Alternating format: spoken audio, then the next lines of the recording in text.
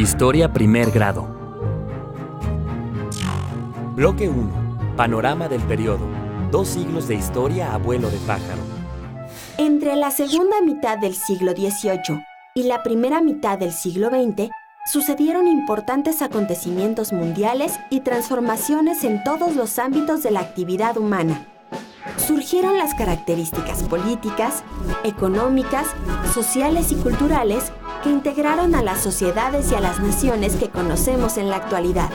En la segunda mitad del siglo XVIII surgió el liberalismo en Europa, una corriente política que defendía la libertad como un derecho, además del principio de igualdad entre las personas. En lo económico, el liberalismo defendía el derecho a la propiedad privada y a la libertad de comercio.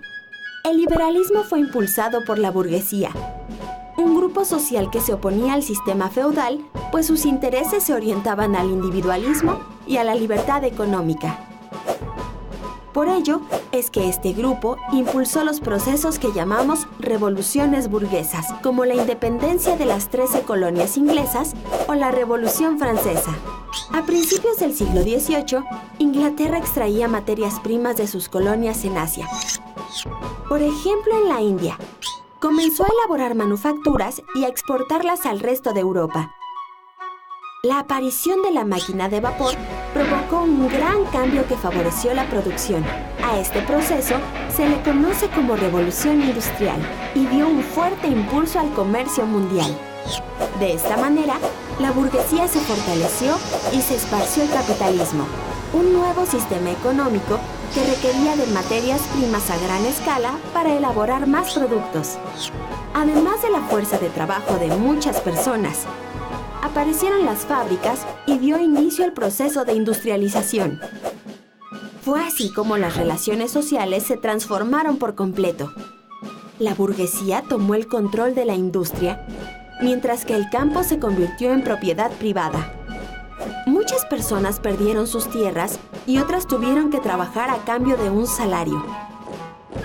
También surgió un nuevo grupo de trabajadores que laboraron en las fábricas, los obreros, quienes vivían hacinados, expuestos a la contaminación de las nuevas ciudades y con ello al cambio de vida y de relaciones con su familia.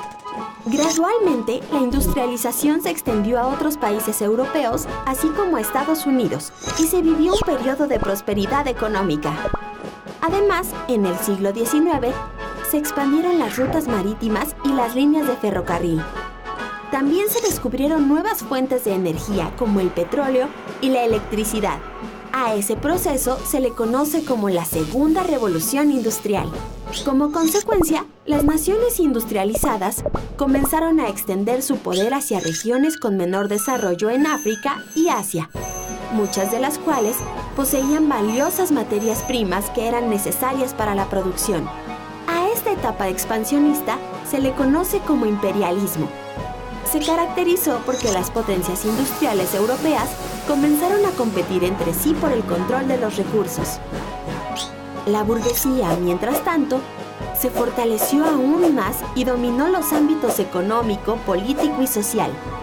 Grandes compañías industriales y financieras se establecieron en diversos países.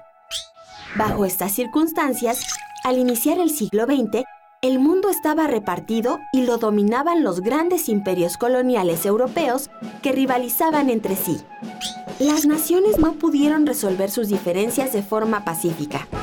Así, los intereses económicos e imperialistas se convirtieron en un factor definitivo para que estallara la Primera Guerra Mundial en 1914. Con la firma en Francia del armisticio de Compiègne entre los aliados y Alemania, se puso fin a las hostilidades, con lo cual terminó la Primera Guerra Mundial, luego de una etapa de fatiga en ambos bandos. Comenzó así una etapa de crecimiento económico en la que se aceleró la expansión industrial. Prosperó la demanda de numerosos artículos para el consumo de la población, así como los servicios urbanos y el transporte. Pero ese crecimiento llegaría a su fin hacia 1929, cuando tanto los países capitalistas como los que dependían de ellos vivieron la crisis económica más profunda de la historia, conocida como la Gran Depresión. Esta crisis económica ocasionó cambios políticos y sociales en Europa. Además, se fortalecieron los gobiernos autoritarios, que fueron algunas de las causas por las que años después daría inicio a un nuevo conflicto internacional, la Segunda Guerra Mundial.